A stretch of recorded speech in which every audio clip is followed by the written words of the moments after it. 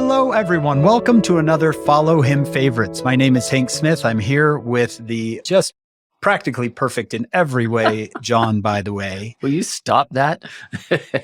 If you've been following Follow Him Favorites this year, we take a single question from each week's lesson and talk about it. This week, we're in the book of Daniel. And so, John, I thought of a question right when I thought of Daniel. He has three friends in Hananiah, Mishael, and Azariah, or their Babylonian names, Shadrach, Meshach, and Abednego. He has three really good friends, and he's a good friend to them. So my automatic question was, do friends matter?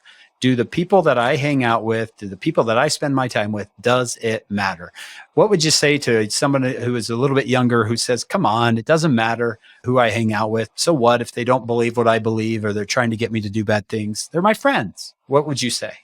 Oh, matters a lot. When I first got my driver's license, my friends taught me this. You drive along.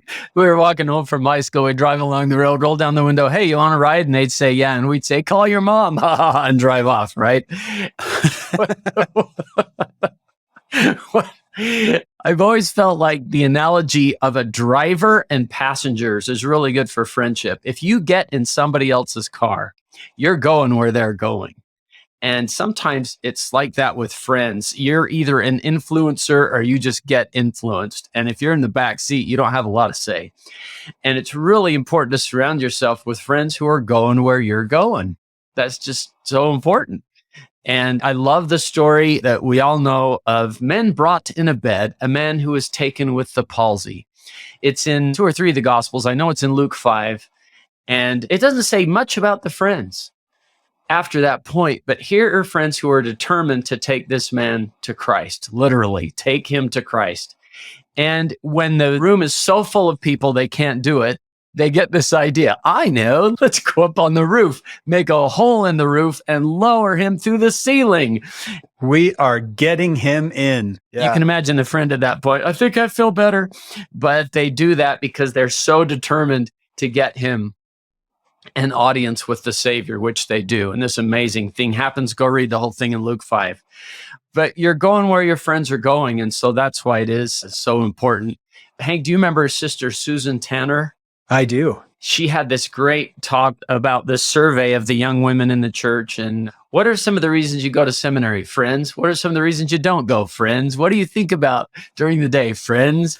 Is there ever a time when you don't go to young women's? Why is that? No, friends. It was for every answer was about friends. And that's why it's so important.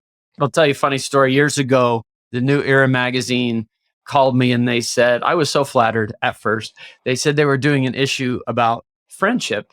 And they said, we just have this article we want you to write. And we just thought of you right off. And the title would be, Why Don't I Have Any Friends?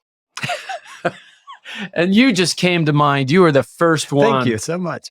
So they did publish it. I did write it, but they changed the title. I Have No Friends by John Bytheway. You can go read that sad story on your Gospel Library app if you want. But I think the reason friends are so important is you're going where they're going. And Daniel had good friends. And that's what we learned from this chapter. Yep. Years ago, I did a talk on CD called I Love My Friends. Mm-hmm. And because I'd heard that phrase so much from my seminary students. I like my family, but I love my friends. And I thought, I'm going to use that. Do you really love your friends? Because what do good friends do? You've told me this before, John. A good friend is someone who will help you live the gospel. And I noticed in these chapters of Daniel that they do things as a group. That so often when they're around each other, it's we are not going to do this. We are not going to do that. For example, when they want them to break their word of wisdom, it says they decided they would not do it together. And then when King Nebuchadnezzar is going to throw the 3 into the fiery furnace, they say, our God whom we serve will deliver us out of thy hand. But if not, we will not serve thy gods. There's we's and us's and they's and these. There's not a lot of I's and hims. They do things as a group. There's a strength in that. It's easier to live the gospel when you've got 3 or 4 people around you who are also living the gospel, who will sometimes even speak up for you. That if you're at a party and someone says, here's some alcohol, and your friend steps between you and the alcohol and says, oh, I'm so sorry, we don't drink. We don't do that.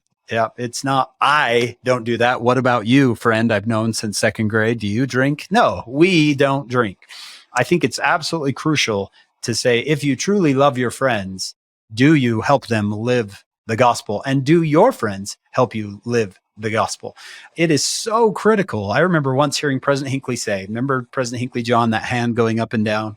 He's speaking to seminary teachers. He said, most of all, tell them to choose good friends. I thought he'd say, most of all, tell them to choose to go to the temple, or most of all, tell them to choose to read their scriptures. But he didn't. He said, most of all, tell them to choose good friends. And I hope that message is coming through loud and clear on this little Follow Him favorites, that who you choose as your friend matters more than you can possibly imagine to your future. I think that's why we love the book of Daniel. And I hope young people will too, because these are young people. These are young men that help each other. And I don't want to take credit for a statement that I didn't make, but I've repeated a lot. It was Elder Robert D. Hales who said it. A true friend makes it easier to live the gospel of Jesus Christ by being around him or her. A friend will never ask you to choose between their way and the Lord's way. And I just love that. A true friend makes it easier to live the gospel, not harder.